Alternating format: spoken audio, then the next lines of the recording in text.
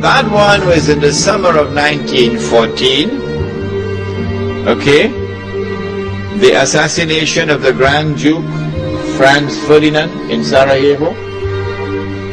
And that attack, that act of terrorism, launched the First World War, the big war. Similarly, September the 11th, the same forces at work in the summer of 1914 are the same forces now at work. September the 11th. With that attack in Sarajevo, Britain, which was the ruling state in the world, now during the First World War, has to yield to another ruling state, namely the United States of America. If you don't understand, go and read your history. Now it's September the 11th. The attack is now on the United States to bring down the United States as the ruling state in the world. But in the process of bringing it down, the United States have some very important work to do for Israel. I can identify tonight two very important things that the United States has to do for Israel. There are many more, but there's no need to do more than simply two.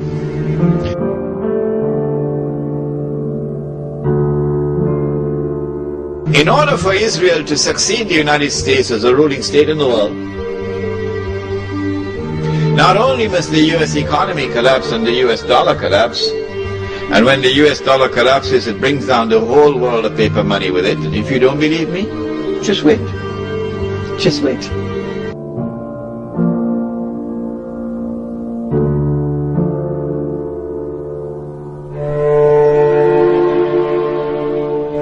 Not only must the United States collapse its economy and its money, but in addition, Israel has to wage a big war, which even non-Muslim political analysts are now anticipating. A big war. Even Jews now within Israel, I'm getting emails, even Jews within Israel, Jewish academics who are in opposition to the Sharon government, they are now understanding that there's something big about to happen. And they're warning the world about it. Of course, it's too late now. Israel has to wage this big war, which is already planned long ago. And the territory of the state of Israel will dramatically expand.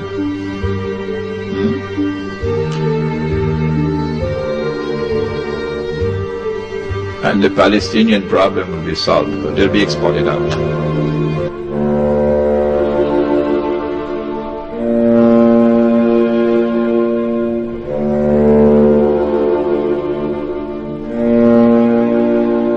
How is Israel going to launch this big war and yet get away from being perceived by the whole of humanity as the aggressor?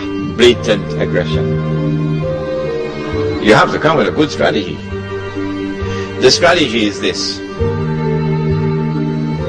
Ariel Sharon goes into Masjid al-Aqsa with 1,000 Israeli military with him, with their shoes on, with the full knowledge that this calculated act of extreme provocation must have a response, a fiery response. And as the flames of the new intifada emerge, you must keep it burning by committing upon the Palestinian people more and more atrocities that drive them into a greater and greater rage. This is planning. This is strategy. This is not happening by accident.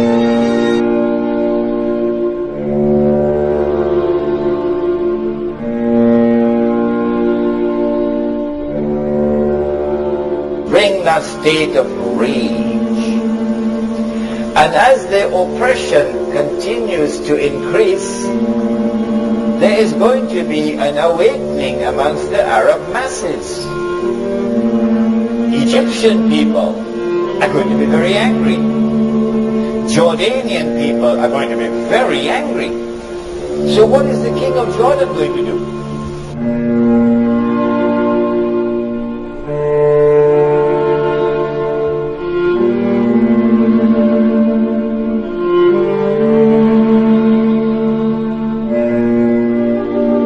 So Mubarak in Egypt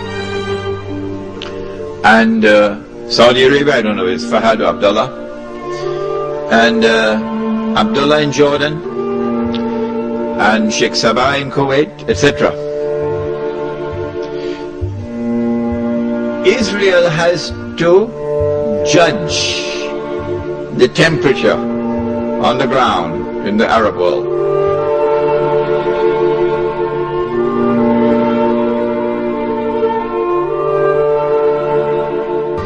As Israel unleashes this barbaric oppression upon the Palestinian people,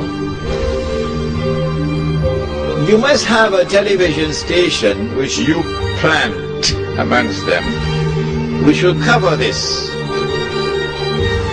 that your Egyptian television would not cover, and your Jordanian government would not allow on Jordanian television, so you create something called Al Jazeera. And the Arab masses believe Al Jazeera is their station. This is the only place in the world we can get authentic information, Al Jazeera. So Al Jazeera is now used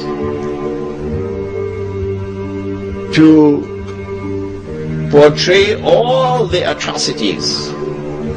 And so around the Arab world, the masses only have to tune into Al Jazeera and they know what's happening. And so the Arab masses become more and more angry, more and more enraged. And guess who begins to tremble now? The governments which are pro-American. The governments which have entered into peace treaties with Israel. These are the ones who are now trembling because their people are becoming more and more enraged.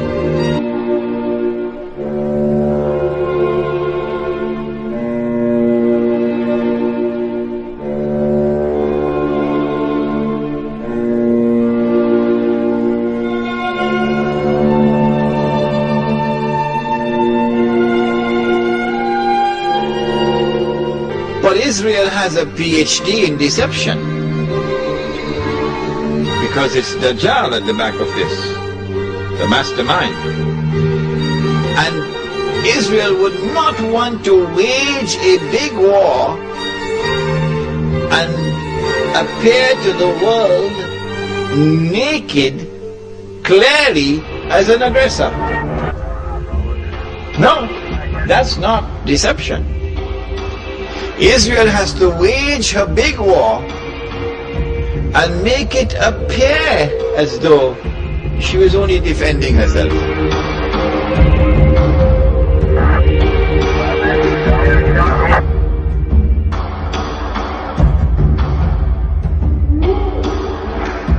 But in addition, in order for Israel to become the ruling state in the world, not only must she take control of all of this territory, she must also control the oil of the Middle East. Saudi oil, Iraqi oil, Kuwaiti oil, Gulf oil.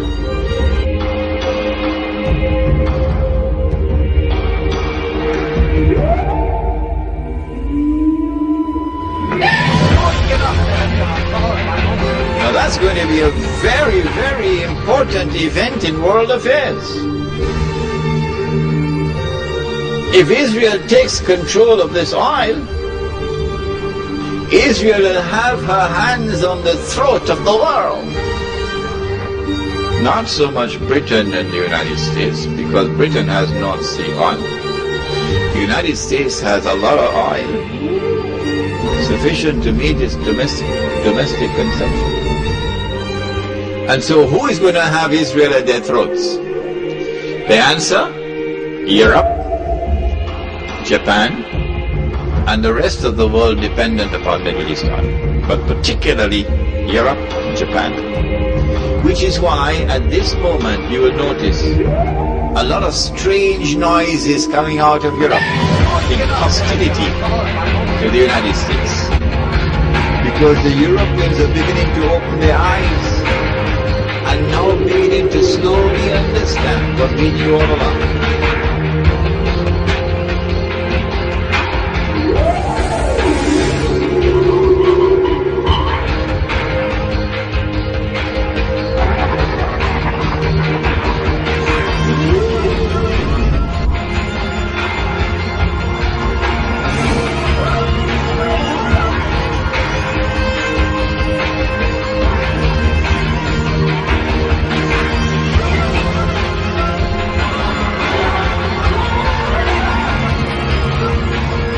The state of Israel has enough nuclear weapons, enough thermonuclear weapons to lay claim to be a superpower already.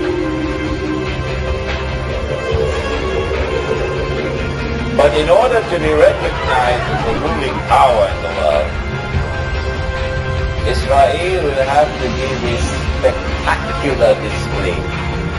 A spectacular display, a dazzling display of its military might, which is nothing was never done so far. All that the world has seen is glimpses of what Israel is capable of doing.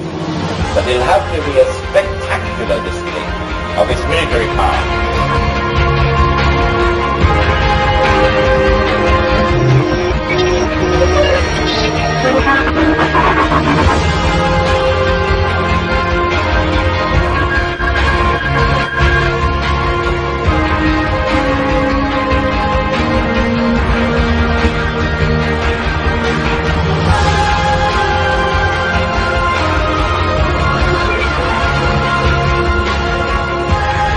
Secondly, when Britain was the ruling power, London was the financial capital of the world. When the United States became the ruling power, Washington was the financial capital of the world, ably assisted by New York. And so if Israel is to become the ruling power in the world, something dramatic has to happen in the monetary system around the world, in the financial system around the world. Something dramatic has to happen, in consequence of which the financial capital of the world will now shift to Jerusalem.